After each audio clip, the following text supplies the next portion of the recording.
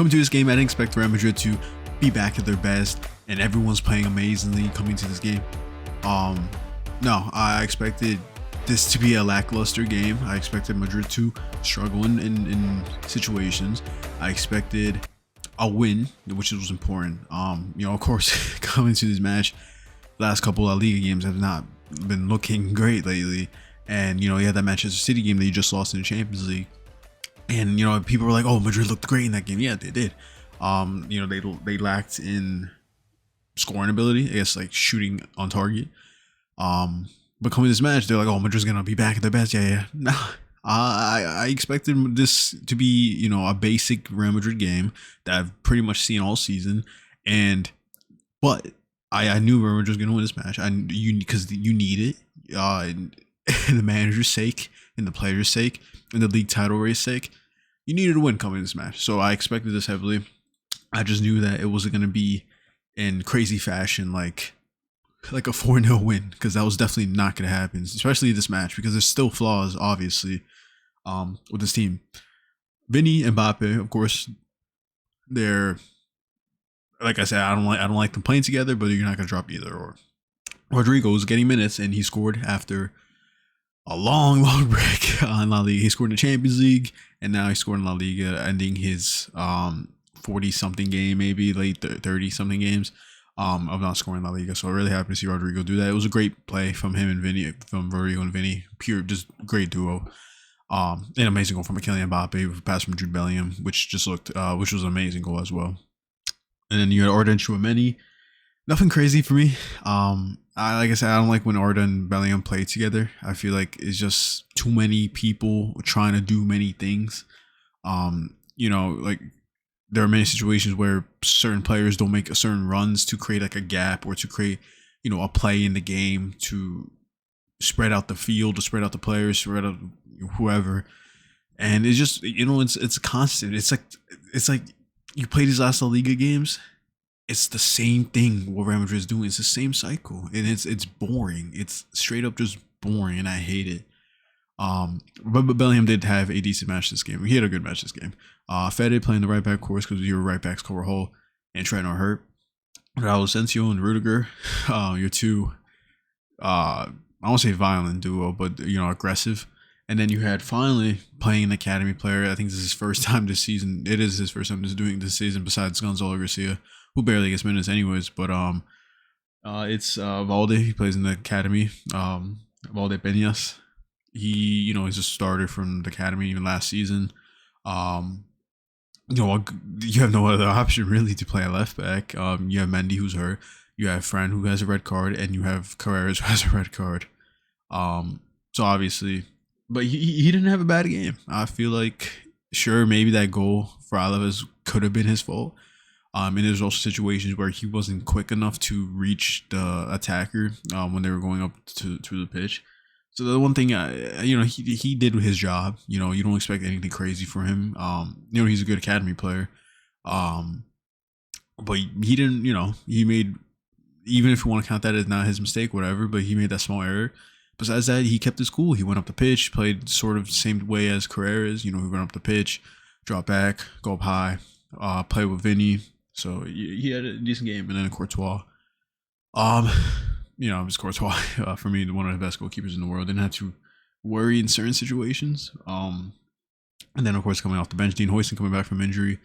Gonzalo Garcia, who made that terrible play pass to Mbappe. I think he was up top towards the end of the game. It should have been 3-1. Brahim Diaz, and then Franco Musintuano. And then Alaves, the certain players that they had.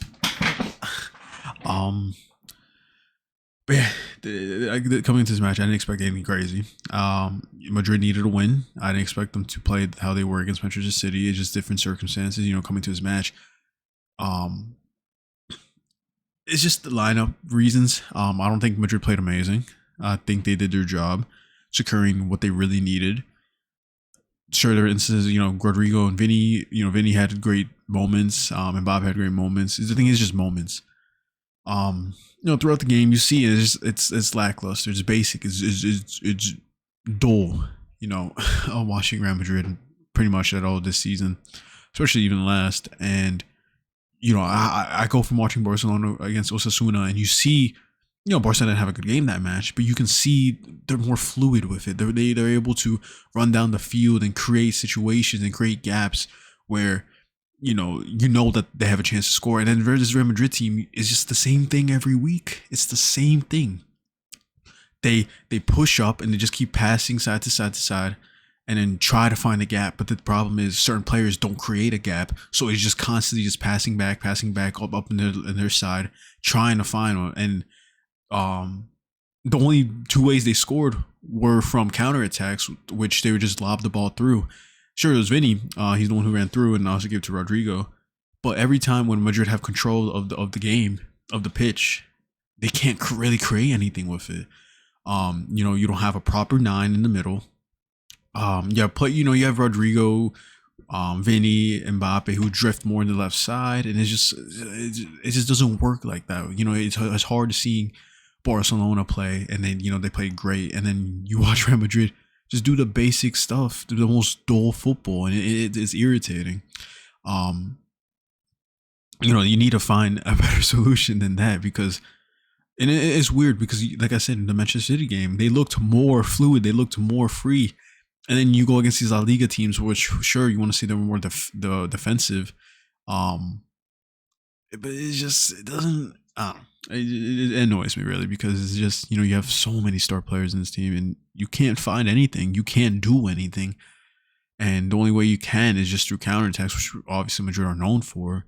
But, you want to see Madrid have control of the pitch, have control of the field, and then, be the best team out there. Not just from small situations, chances created nothing, which obviously are good.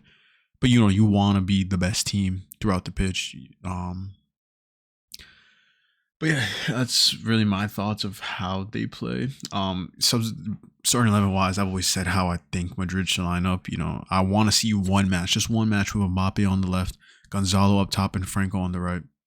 I just want to see a formation or a starting lineup with players playing their natural position.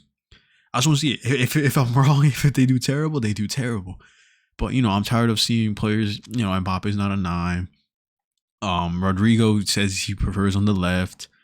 You have Bellingham and Arda playing together, which I just don't think they fit well together. Similar with Vini and Mbappe, they don't fit together. And then obviously your whole defense is just in shambles and everyone's injured, so it's shame. I just won one game though, just one game. I'm really hoping to see Real Madrid going through this match. Here we can see, I've said it coming. Pause. This is the last few matches. They looked great. They looked, for me, that Juve game, they looked really strong. And then on Classico, they looked really strong. And then you get a huge 4-0 win. Madrid were looking amazing. For me, people were like, Madrid looked dull, whatever. No, I think this is one of maybe Madrid's top 3 best performance matches of this year. They looked great against Juve. They should have won 4-0 this match. They should have scored 4 against Barca this match. And then boom, coming into the Liverpool game, you lose. Liverpool in a slump. You're like, okay, sure, whatever. And then Rayo is a strong team. They kept the Barca this season, shaky. And then you tie 2 to that L shit, and you're just like, okay, it's not looking good. 3 games in a row, it's a slump. It's whatever. You get you win huge. You were winning 4-1, and you're like, okay, everyone's back, and then you can see 2, and then the scoreline doesn't look great. 4-3 against Olympiacos, and then you have Girona 1-1, and then you win 3-0 against Bilbao. You're like, okay, we're back. Lose 2-0 against Celta. Lose 2-1 against City. So, a win was huge. It was important here. Would have Xabi been fired? I don't know. I don't know if Xabi would have been fired or not. If, of course, like I just listed all those games before, but we'll see. Their next game is a Copa del Rey game. I hear clock. I think that's just UK time. But finally, I want to see a starting 11 with a Gonzalo or an Endrick, a Franco. These youngsters. Brahim Diaz is not going to be here. I think this was his last game before AFCON. But this Copa del Rey game, I'm excited because I want to see these players that don't play have minutes, have be on their best. I don't know if the red cards. I know Frank Garcia's free. I know Carreras has a 2, but I don't know if and Endrick too. I don't know if this counts. I think it does count as La Liga, so I don't think we'll see Endrick or Val Carreras into this match. But you would see like an Endrick, maybe academy players, maybe you see. I don't know, you probably not see Diego Aguado or um maybe another Valde again. But besides that, just you should win. If Madrid struggle against this team, then I don't know what's gonna happen. And the next match is Sevilla. The next Champions League match is in like a month away, so that's more than a month away. So Champions League's in pause. You have the Supercopa de España against Atletico, and then you have Barca if they win. If Madrid win, if Barca win in the final of the Supercopa de España. Yeah, January it's gonna look hard for Real Madrid, especially the way they've been looking. January does look a little tough. You have Monaco, Villarreal, Levante, Atletico, Betis, Sevilla, maybe Barca in the final. Maybe I think Bilbao is the other team. But yeah, yeah, that's pretty much my thoughts.